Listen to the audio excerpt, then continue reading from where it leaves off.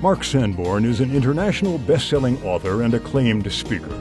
One of the youngest speakers ever inducted into the Speaker Hall of Fame, Mark has shared his insights on leadership, teamwork, customer service, and success with over 2,000 audiences in every state and 10 countries. A leader who speaks. Mark has served as the president of 2 national organizations. An engaging storyteller, Mark is known for his high-energy style, intellectual substance, and ability to provide actionable ideas. As a sought-after commentator, he has appeared on CNBC and Fox News. Mark regularly speaks at events that are uplinked to over 80,000 people in 600 locations. As president of Sanborn and Associates, an idea studio dedicated to developing leaders in business and in life, he teaches that anyone can learn to lead, or lead better, and make a positive difference in their home, community, and organization. And some of the most effective leaders are not those with the formal titles, but those who simply accept the challenge to influence. Mark believes leadership doesn't just make a difference. He believes leadership is the difference. Here is your host, the best-selling author of The Fred Factor, Mark Sanborn. Today is about leadership development. It's about giving you the tools and resources you need to either learn to lead or lead more effectively. John's going to be coming out in a few moments to talk about 360-degree leadership, because a primary premise of the event today is that anyone, anywhere, at any level, can lead, can exert positive influence. Back many years ago, a 19-year-old young woman was in college fully expecting to become a school teacher. But she had a few setbacks. Her boyfriend, who she thought she would marry, broke up with her, and she suffered a minor but early identity crisis. She wasn't sure what she was going to do with her life. As it happened, at the same time, a bread truck driver named Bobby Merritt had an unfortunate accident. He'd been working long hours. He had started the day at 4 a.m., and as a result of this accident, he was hospitalized with serious injuries. And Bobby had grown up believing that if you worked hard for a company, they took care of you. But that didn't turn out to be the case for Bobby. He became disenfranchised with his employment situation and decided to strike out on his own. He read the classifieds and he found that somebody was looking for a managing partner in a restaurant in Las Cruces, New Mexico, where he lived, called Sonic.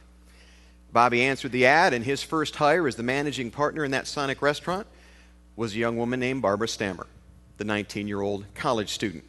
And she became a car hop. She worked for 90 cents an hour, but she said that didn't bother her because she knew her job was to take care of the customer and make them happy, and she said she made great tips. When Bobby decided to open another restaurant, since Barbara was so good, he asked her to do the training. And she became well-versed with all of the various operations of a Sonic restaurant.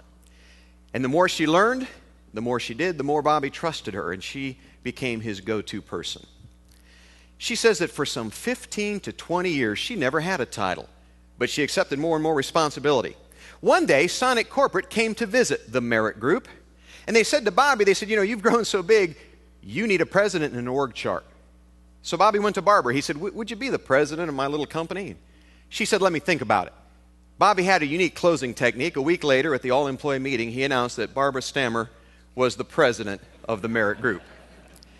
Today, the Merritt Group operates 130 Sonic restaurants, does $160 million in revenue, employs 5,500 employees, and has some of the highest performance numbers in the entire industry.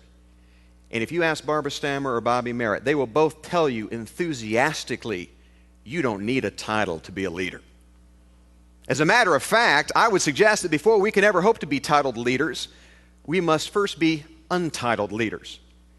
So the question becomes today, what makes for a titled or untitled leader? I want to suggest to you today that a leader, titled or untitled, always increases ROI. And you're familiar with ROI as a financial term, return on investment.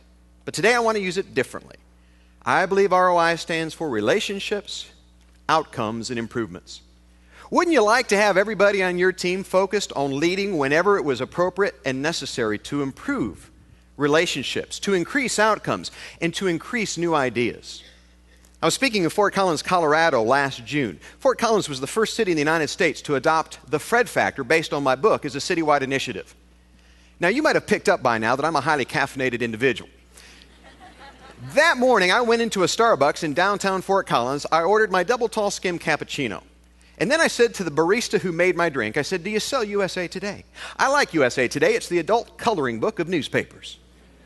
She said, "We don't sell it here." I said, "Where can I find one?" Now, she pointed out the window across this busy intersection, and on the opposite side of the street, there were newspaper boxes. She said, "I think they sell them over there." I grabbed my coffee, and as I was heading out the door, she yelled, "Hey!" I turned around, I said, "What?" She said, "Be careful crossing the street." Now, I began to wonder, is this the deadliest intersection in Fort Collins, Colorado? I was looking for flattened Starbucks cups just to see.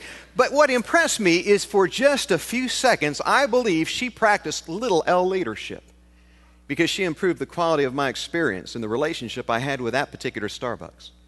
You say, "Mark, that's fairly insignificant." Think about this. I've drank Starbucks coffee all over the world, but that's the only Starbucks location that I talk about. See, that's what I believe leaders do. They improve ROI. For instance, the store greeter at Walmart was not a management idea. It came from a cashier.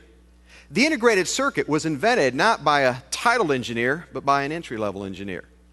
The Frappuccino, selling millions of dollars each year for Starbucks, was suggested by a barista and opposed by corporate for many years.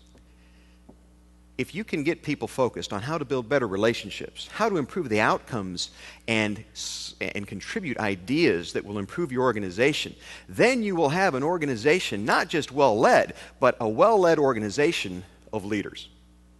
So if you don't need a title to be a leader, and that is the title of my book that comes out in September of this year from Doubleday Currency, one of the sponsors of this event, along with the Center for Leadership Advancement, the Terry School of Business, University of Georgia, and also Business Week. If you don't need a title to be a leader, or if you don't need a title to be a better leader as a titled leader, what do you need? I'm going to give you 6 things today.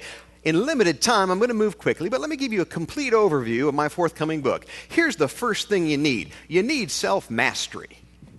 You must first master self before you can reasonably expect others to follow you. One of the questions I'm frequently asked, and I know John Maxwell is as well, what gives leaders credibility? I believe there are 3 C's that give a leader credibility. The first is competence. They're good at what they do. Nobody wants to follow somebody that hasn't mastered their art or their craft. That doesn't mean that you have to be better at what you do than anyone else, but it means you need to be competent. The second C is character. If competence is how good you do what you do, character is how good a person you have become. But see, you can have competence and character and still not be a leader. The third C is what makes you a leader, and that's connection. People rarely change outside a relationship. People change because they want to be more like you. They want to emulate. You know, Earl Woods, Tiger Woods' father, passed away yesterday. And on the news broadcast, it said that Earl had recognized Tiger's potential when at the age of 10 months, Tiger was emulating his father's golf swing. There's a nugget of wisdom in that we all emulate those that we respect and love.